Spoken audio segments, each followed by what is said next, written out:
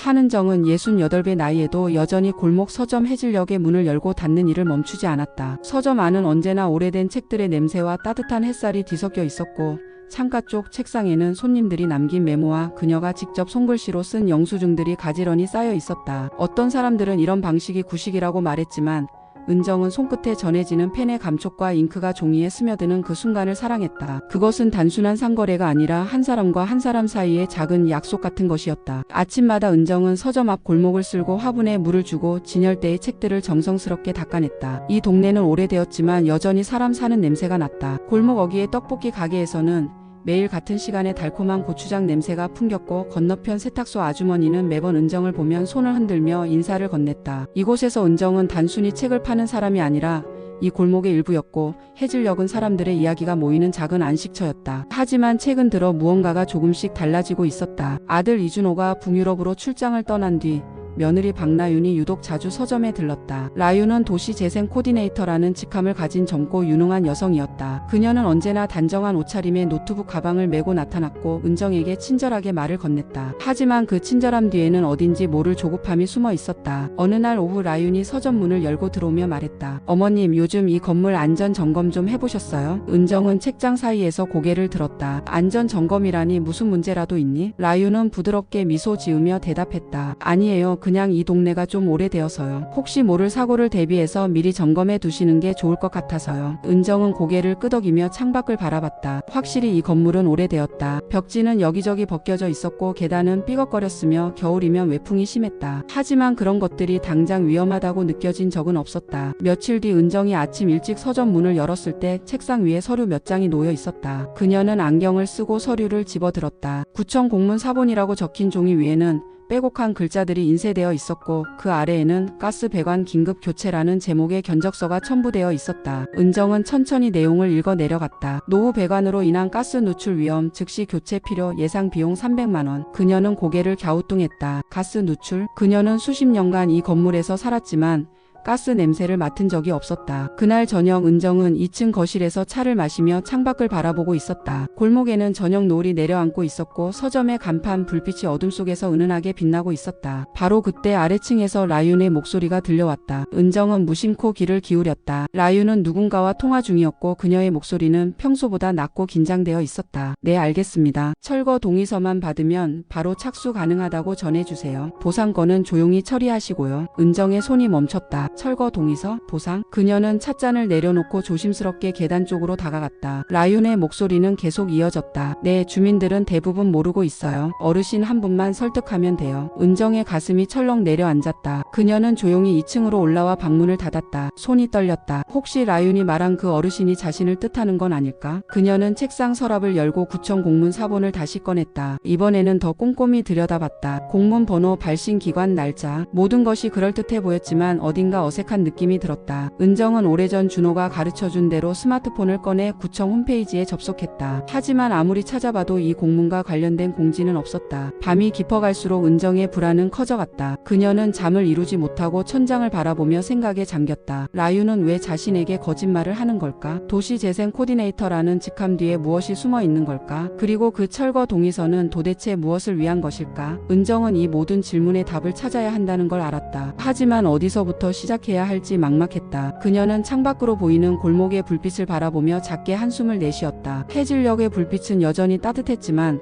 그 빛 너머에는 알 수 없는 어둠이 짙게 드리워져 있었다. 은정은 다음날 아침부터 이상한 긴장감 속에서 하루를 시작했다. 평소처럼 서점 문을 열고 손님들을 맞았지만 그녀의 마음 한구석에는 어젯밤 들었던 라윤의 통화 내용이 계속 맴돌았다. 철거 동의서, 보상, 조용히 처리. 이 단어들은 마치 퍼즐 조각처럼 그녀의 머릿속에서 맞춰지지 않은 채 흩어져 있었다. 점심시간이 지나고 은정은 서점을 잠시 비우고 2층으로 올라갔다. 그녀는 라윤이 두고 간 서류 봉투를 다시 꺼내 책상 위에 펼쳐놓았다. 구청 공문, 가스 배관 견적서, 그리고 그 안에 함께 들어있던 사진 몇 장. 은정은 안경을 고쳐 쓰고 사진들을 하나씩 들여다봤다. 사진 속에는 낡은 배관과 벽 틈새, 그리고 노란 가스 경고 스티커가 붙은 계량기가 찍혀 있었다. 언뜻 보기에는 심각한 문제처럼 보였지만 은정은 뭔가 이상함을 느꼈다. 사진 속 배관의 위치가 자신의 서점 지하와 미묘하게 달랐던 것이다. 그녀는 사진을 컴퓨터 화면에 띄우고 확대해서 살펴봤다. 준호가 예전에 사진 편집 프로그램 사용법을 알려준 적이 있었다. 은정은 서툰 손놀림으로 사진의 명암을 조절하고 선명도를 높였다. 그러자 놀라운 것이 보였다. 배관 주변에 그림자가 부자연스럽게 겹쳐져 있었고 가스 경고 스티커의 가장자리가 픽셀처럼 깨져 있었다. 합성이었다. 은정의 심장이 빠르게 뛰기 시작했다. 누군가 의도적으로 가짜 증거를 만들어낸 것이다. 은정은 서둘러 지하로 내려가 실제 가스 배관을 확인했다. 오래된 건물이라 배관이 낡긴 했지만 사진 속처럼 심각해 보이지는 않았다. 그녀는 배관을 손으로 만져보고 냄새도 맡아봤다. 아무런 이상이 없었다. 가스 누출의 징후는 전혀 없었다. 은정은 천천히 계단을 올라오며 생각에 잠겼다. 만약 이 사진이 조작된 것이라면 구청 공문도 가짜일 가능성이 높았다. 그렇다면 라유는 왜 이런 거짓말을 하는 걸까? 그날 밤 은정은 일부러 2층 거실에 불을 끄고 어둠 속에 앉아 있었다. 그녀는 라윤이 또다시 전화 통화를 할 거라는 예감이 들었다. 그리고 그 예감은 적중했다. 밤 10시가 조금 넘었을 때 아래층에서 라윤의 목소리가 들려왔다. 은정은 숨을 죽이고 귀를 기울였다. 네, 이번 주 안에 서명 받을 수 있을 것 같아요. 어르신이 좀 순진하셔서 설득하기 어렵지 않을 거예요. 은정의 얼굴이 굳어졌다. 라윤은 계속 말했다. 철거 동의서만 받으면 구역 전체 재개발 절차가 시작될 수 있어요. 보상금은 시세보다 낮게 책정되어 있지만 어차피 모르실 거예요. 은정은 분노와 배신감이 동시에 밀려왔다. 하지만 그녀는 감정을 억누르고 냉정함을 유지하려 했었다. 이제 그녀는 확신했다. 라유는 단순히 도시재생 코디네이터가 아니었다. 그녀는 재개발을 추진하는 누군가의 앞잡이였고 은정과 이 골목의 주민들을 속이려 하고 있었다. 은정은 조용히 자리에서 일어나 서점 사무실로 향했다. 그곳에는 몇 년 전 준호가 설치해준 CCTV가 있었다. 당시 도난 사건이 있어서 설치한 것인데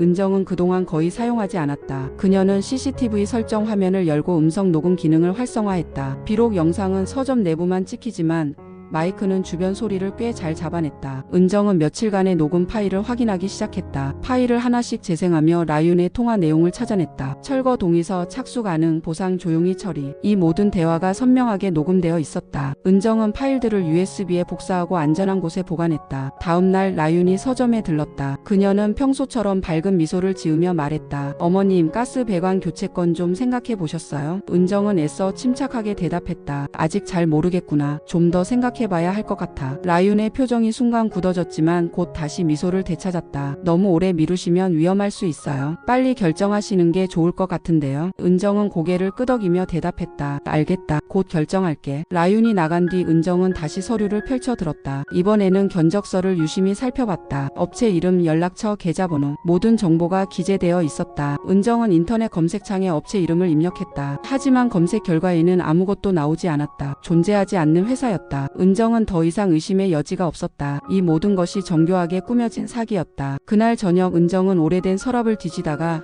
라윤이 처음 가져온 봉투 안에서 또 다른 사진을 발견했다. 가스 누출을 보여주는 사진이었는데 이번에는 더 자세히 살펴봤다. 사진 모서리에 작은 날짜 스탬프가 찍혀 있었다. 그런데 그 날짜는 라윤이 서점에 처음 방문하기 한 달 전이었다. 은정은 고개를 저었다. 이 사진이 정말 이 건물에서 찍힌 거라면 왜 한 달이나 지나서야 알려준 걸까? 그리고 왜 구청이 아니라 라윤이 직접 가져온 걸까? 은정은 모든 증거를 정리하기 시작했다. 가짜 공문, 합성된 사진, 존재하지 않는 업체, 그리고 CCTV에 녹음된 라윤의 통화 내용. 그녀는 이 모든 것을 하나의 파일로 만들어 컴퓨터에 저장했다. 이제 그녀에게 필요한 것은 더 확실한 증거였다. 라윤이 누구와 일하고 있는지, 그리고 이 재개발 계획의 배후에 누가 있는지 알아내야 했다. 밤이 깊어가고 은정은 창밖을 바라보며 생각에 잠겼다. 골목의 불빛들이 하나둘 꺼져가고 있었다. 이 골목에는 수십 년간 함께 살아온 이웃들이 있었다. 떡볶이 가게 사장님, 세탁소 아주머니, 구멍가게 할아버지. 그들 모두 이 사실을 알고 있을까? 아니면 자신처럼 속고 있는 걸까? 은정은 더 이상 혼자서 이 문제를 안고 갈 수 없다는 걸 깨달았다. 하지만 누구를 믿어야 할지, 어떻게 시작해야 할지 막막했다. 그녀는 조용히 한숨을 쉬며 내일을 기약했다. 내일은 더 많은 진실을 찾아내야 한다고 그녀는 스스로에게 다짐했다. 은정이 새벽같이 눈을 떴을 때 휴대폰 화면에는 부재중 전화가 3통이나 찍혀 있었다. 모두 준호에게서 걸려온 것이었다. 그녀는 서둘러 서둘러 전화를 걸었다. 준호의 목소리는 다급했다. 엄마, 지금 제 말 잘 들으세요. 라윤이 도시재생 코디네이터 맞긴 한데 실제로는 재개발 컨소시엄 외주 직원이에요. 은정은 숨이 멎는 것 같았다. 준호는 계속 말했다. 북유럽 출장 중에 우연히 라윤 회사 동료를 만났어요. 그 사람이 술자리에서 얘기하더라고요. 그 구역 재개발 프로젝트에 라윤이 투입됐다고 주민 동의서 받는 게 임무라고. 은정의 손이 떨렸다. 그렇다면 라윤은 처음부터 자신을 속이기 위해 접근한 것이었다. 준호는 다급하게 말을 이었다.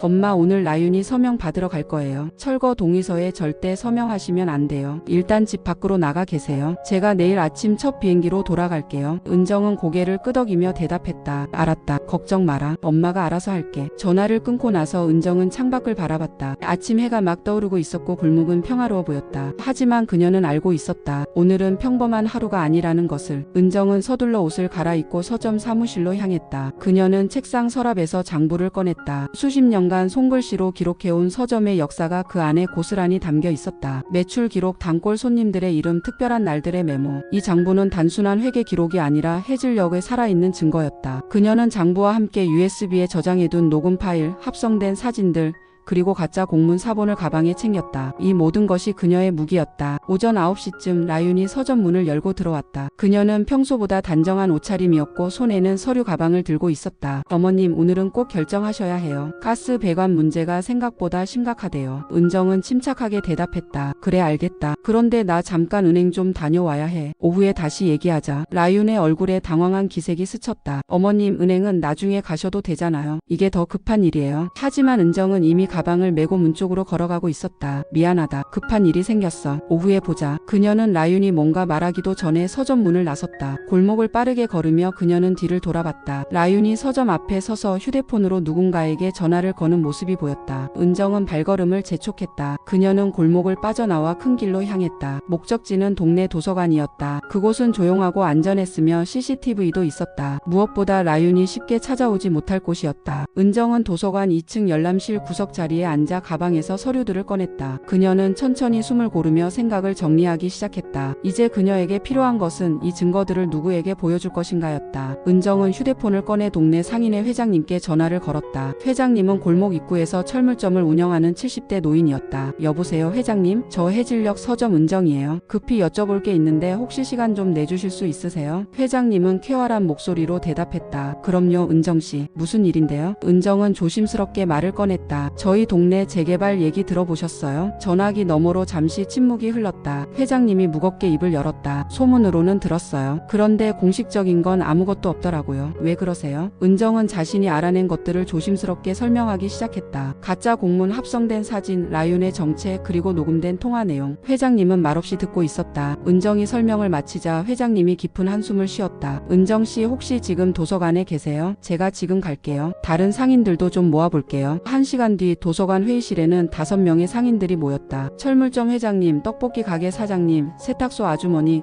구멍가게 할아버지, 그리고 골목 입구 꽃집 아줌마. 은정은 그들 앞에서 가방에서 서류들을 꺼내 펼쳐놓았다. 그녀는 차근차근 상황을 설명했다. 라윤이 누구인지, 어떤 방식으로 자신을 속였는지, 그리고 이 모든 것이 재개발 계획의 일부라는 것을. 상인들은 충격에 빠진 표정으로 서류들을 돌려봤다. 떡볶이 가게 사장님이 분노에 찬 목소리로 말했다. 이게 사실이에요? 우리를 이렇게 속인 거예요? 세탁소 아주머니가 떨리는 목소리로 물었다. 그럼 우리 가게들은 어떻게 되는 거예요? 회장님이 침착하게 말했다. 일단 진정하시고 우리가 뭘 할 수 있는지 생각해 봅시다. 은정은 USB를 꺼내 회의실 컴퓨터에 연결했다. 녹음 파일을 재생하자 라윤의 목소리가 방 안에 울려 퍼졌다. 철거 동의서만 받으면 착수 가능. 보상은 조용히 처리. 어르신 한 분만 설득하면 돼요. 방 안이 조용해졌다. 모두의 얼굴에 분노와 배신감이 역력했다. 구멍가게 할아버지가 주먹을 쥐며 말했다. 우리가 평생 지켜온 가게들을 이렇게 빼앗아 가려는 거였구만. 은정은 합성된 사진들을 하나씩 보여주며 설명했다. 이 사진들은 모두 조작된 거예요. 실제로 우리 건물에는 아무 문제가 없어요. 그저 재개발을 정당화하기 위한 거짓 증거일 뿐이에요. 회장님이 안경을 벗고 눈을 비비며 말했다. 그럼 우리가 어떻게 해야 하죠? 경찰에 신고해야 하나요? 은정은 고개를 저었다. 경찰 신고도 중요하지만 먼저 주민들에게 알려야 해요. 이 동네 사람들이 진실을 알아야 해요. 꽃집 아줌마가 제안했다. 동네 카톡방에 올리면 어때요? 우리 골목 주민들 거의 다 들어와 있잖아요. 회장님이 고개를 끄덕이며 대답했다. 좋은 생각이에요. 그리고 내일 저녁에 긴급 주민 모임을 열읍시다. 구청장님도 초대하고 지역 언론도 연락해 봅시다. 은정은 감사의 눈빛으로 그들을 바라봤다. 고맙습니다, 여러분. 혼자서는 할 수 없는 일이었어요. 오후 늦게 은정은 여전히 도서관에 남아 있었다. 그녀는 창밖을 바라보며 서점 쪽을 생각했다. 라윤은 지금쯤 어디에 있을까? 그녀는 자신이 발각된 걸 알고 있을까? 은정의 휴대폰이 울렸다. 라윤이었다. 은정은 전화를 받지 않았다. 곧이어 문자 메시지가 도착했다. 어머님 어디 계세요? 중요한 서류가 있어서요. 꼭 오늘 처리해야 해요. 은정은 메시지를 읽고 휴대폰을 가방에 넣었다. 더 이상 라윤의 거짓말에 속지 않을 것이다. 해가 지고 도서관 문을 나설 때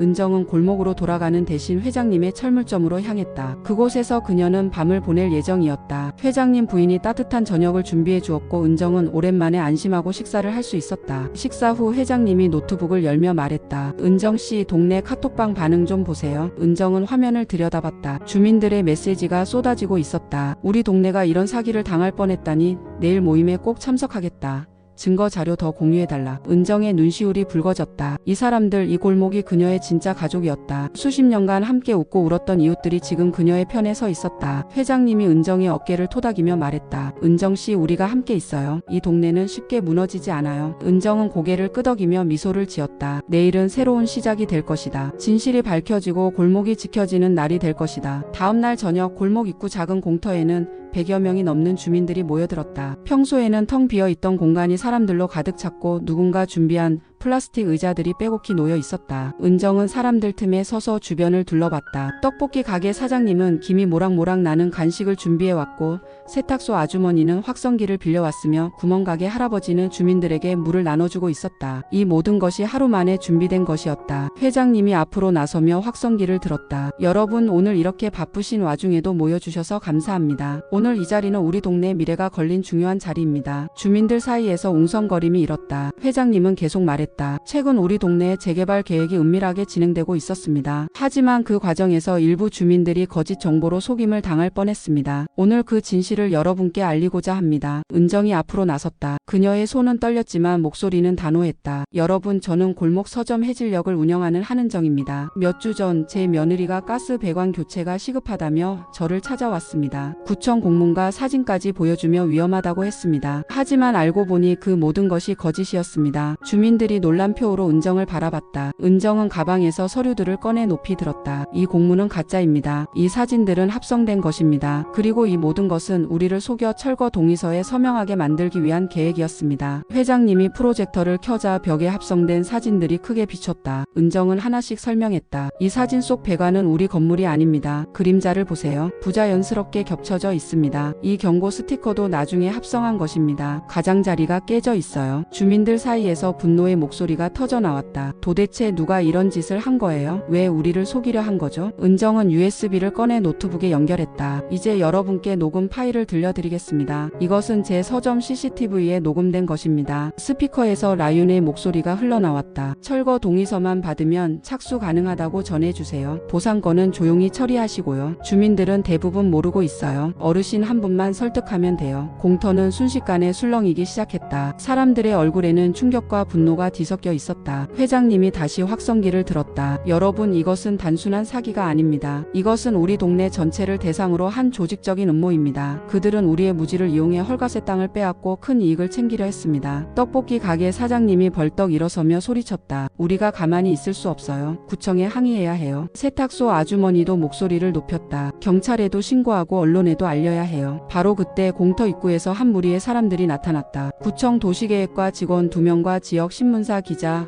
그리고 몇몇 시민단체 활동가들이었다. 회장님이 그들을 맞이하며 말했다. 어서 오십시오. 잘 오셨습니다. 오늘 이 자리에서 여러분도 진실을 들으셔야 합니다. 구청 직원 중 한 명이 당황한 표정으로 물었다. 무슨 일입니까? 저희는 이 지역에 대한 공식적인 재개발 계획을 승인한 적이 없습니다. 은정이 앞으로 나서며 서류를 내밀었다. 그렇다면 이 구청 공문은 뭡니까? 누군가 구청 이름을 도용해 가짜 문서를 만든 겁니다. 구청 직원은 서류를 받아들고 자세히 살펴봤다. 그의 얼굴이 점점 굳어졌다. 말했다. 이것은 우리가 발행한 문서가 아닙니다. 문서 번호 체계부터 잘못되어 있고 담당자 서명도 위조된 것 같습니다. 이것은 명백한 공문서 위조입니다. 기자가 카메라를 꺼내며 질문했다. 그럼 이 사건의 배우는 누구입니까? 은정은 깊게 숨을 들이쉬며 대답했다. 제 며느리 박나윤입니다. 그녀는 도시재생 코디네이터라고 주장했지만 실제로는 재개발 컨소시엄의 외주 직원이었습니다. 그녀는 저를 포함한 이 지역 주민들을 속여 철거 동의서를 받아내려 했습니다. 기자는 빠르게 메모를 하며 추가 질문을 이어갔다. 증거가 있습니까? 은정은 다시 USB를 들어 보이며 말했다. 여기에 모든 증거가 있습니다. 녹음 파일, 합성된 사진, 가짜 공문,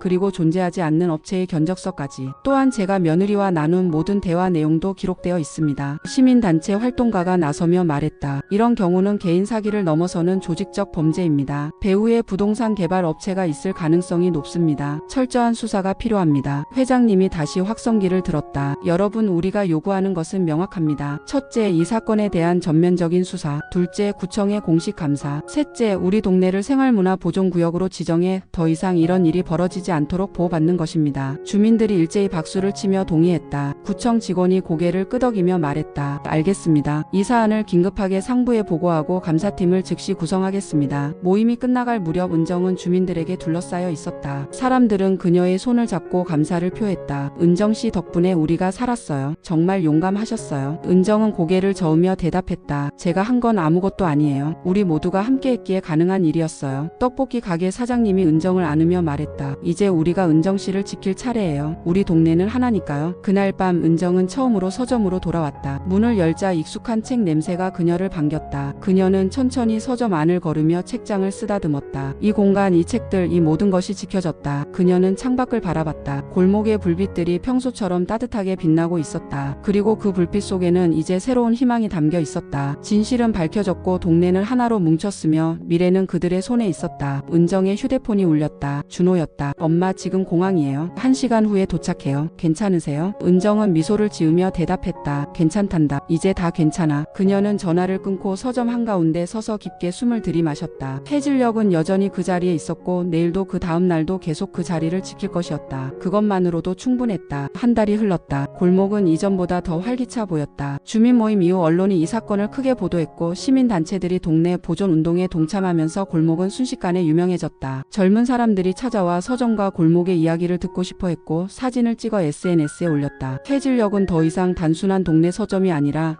작은 승리의 상징이 되었다. 구청은 약속대로 전면 감사를 실시했다. 조사 결과 박나윤은 실제로 중소규모 재개발 컨소시엄의 외주 직원이었고 그녀가 속한 업체는 여러 동네에서 비슷한 수법을 써왔던 것으로 드러났다. 가짜 공문을 만들고 안전 문제를 과장하며 주민들을 겁주어 헐값의 동의서를 받아내는 방식이었다. 경찰은 나윤과 그녀의 상사 그리고 문서 위조에 가담한 업체 대표를 문서 위조와 업무방해 혐의로 입건했다. 은정은 준호와 함께 경찰서에서 진술을 마치고 나오는 길이었다. 준호가 어머니의 어깨에 손을 얹으며 말했다. 엄마, 정말 대단하세요. 혼자서 이 모든 걸 해내시다니. 은정은 고개를 저었다. 혼자가 아니었어. 동네 사람들이 다 함께 해줬지. 내 아내였던 사람이 저지른 일이라 내가 힘들 텐데. 준호는 쓸쓸하게 웃었다. 이혼 절차 시작했어요. 제가 나윤을 제대로 보지 못했던 거예요. 엄마한테 죄송해요. 은정은 아들의 손을 꼭 잡았다. 내 잘못이 아니야. 사람은 누구나 실수를 해. 중요한 건 그 실수에서 배우는 거지. 두 사람은 골목으로 돌아왔다. 거리에는 현수막이 걸려 있었다. 생활문화 보존구역 지정 축하합니다. 구청이 주민들의 요구를 받아들여 이 일대를 공식적으로 보존구역으로 지정한 것이었다. 이제 이 골목은 함부로 재개발될 수 없었고 주민들의 동의 없이는 어떤 건축 행위도 불가능했다. 서점 앞에는 새로운 벤치가 놓여 있었다. 동네 주민들이 십시일반 돈을 모아 선물한 것이었다. 벤치 등받이에는 작은 명패가 붙어 있었다. 해질녘을 지킨 용기에 감사하며. 은정은 벤치에 앉아 골목을 바라봤다. 떡볶이 가게에서는 여전히 달콤한 냄새가 났고 세탁소 앞에서는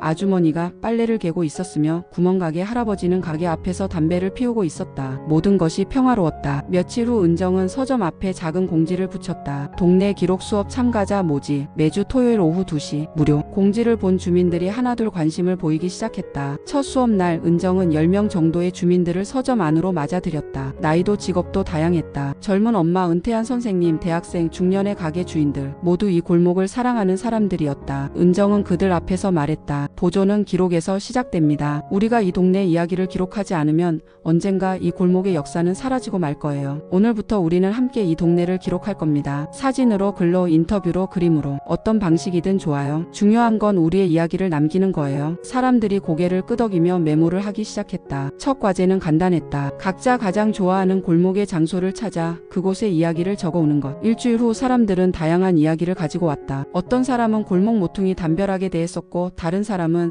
30년 된 가로등에 대해 썼으며, 또 다른 사람은 동네 고양이들의 이름을 모두 기록해왔다. 은정은 그 이야기들을 하나씩 읽으며 감동했다. 이것이 진짜 역사였다. 거창한 사건이 아니라 평범한 사람들의 일상이 쌓여 만들어지는 역사. 수업은 점점 인기를 끌었고 참가자도 늘어났다. 몇 달 후 그들은 함께 작은 책자를 만들었다. 제목은 골목의 기억이었다. 책자에는 주민들이 쓴 이야기, 찍은 사진, 그림들이 가득했다. 은정은 그 책자를 서점 한쪽에 비치했고, 방문객들은 누구나 무료로 가져갈 수 있었다. 책자는 순식간에 동이 났고 사람들은 계속 더 달라고 요청했다. 어느 가을 저녁, 은정은 서점 앞 벤치에 앉아 노을을 바라보고 있었다. 하늘은 주황빛으로 물들어 있었고 골목은 저녁 식사를 준비하는 냄새로 가득했다. 준호가 옆에 앉으며 말했다. 엄마, 요즘 행복해 보이세요? 은정은 미소를 지었다. 그래, 행복하단다. 이 골목이, 이 사람들이, 이 모든 게 지켜져서. 준호가 서점 간판을 올려다보며 물었다. 해질녘이라는 이름 여전히 마음에 드세요? 은정은 고개를 끄덕였다. 해질녘은 끝이 아니라 시작이야. 해가 지면 밤이 오고, 밤이 지나면 다시 아침이 오지. 우리 골목도 마찬가지야. 힘든 시간이 있었지만 그 시간을 지나 더 강해졌어. 이제 우리는 우리 스스로를 지킬 수 있다는 걸 알아. 그날 밤 골목 주민들은 작은 축제를 열었다. 보존구역 지정을 축하하고 서로의 노고를 치하하는 자리였다. 골목 한가운데 테이블이 놓였고 각자 음식을 가져와 나눠 먹었다. 아이들은 골목을 뛰어다니며 놀았고 어른들은 둘러앉아 이야기를 나눴다. 은정은 그 모습을 바라보며 생각했다. 이것이 진짜 공동체구나. 서로를 지키고 함께 기뻐하고 어려울 때 손을 내미는 것. 회장님이 은정에게 다가와 술잔을 건넸다. 은정 씨 덕분이에요. 당신이 처음 문제를 발견하고 용기를 내지 않았다면 우리 동네는 없어졌을지도 몰라요. 은정은 술잔을 받으며 대답했다. 회장님, 저 혼자서는 아무것도 할 수 없었어요. 우리가 함께했기에 가능한 일이었어요. 그리고 이제 우리는 알잖아요. 우리가 지키면 동네도 우리를 지킨다는 걸. 밤이 깊어가고 사람들이 하나둘 집으로 돌아갔다. 은정은 서점 문을 닫고 2층으로 올라갔다. 창문을 열자 시원한 바람이 들어왔다. 그녀는 책상에 앉아 일기를 쓰기 시작했다. 오늘로 새로운 장이 시작되었다. 해질녘은 더 이상 혼자가 아니다. 이 골목 전체가 하나의 큰 이야기가 되었고 우리 모두가 그 이야기의 주인공이 되었다. 내일은 또 어떤 이야기가 펼쳐질까? 기대된다. 은정은 펜을 내려놓고 창밖을 바라봤다. 골목의 불빛들이 반짝이고 있었다. 각각의 불빛은 한 가정, 한 사람, 한 이야기를 대표했다. 그리고 그 모든 불빛이 모여 이 골목을 밝히고 있었다. 은정은 작게 미소 지었다. 해질녘의 불빛도 그중 하나였다. 그리고 그 불빛은 내일도 모레도 계속해서 이곳을 비출 것이었다. 그녀가 지키고 동네가 지켜주는 그 빛을 영원히.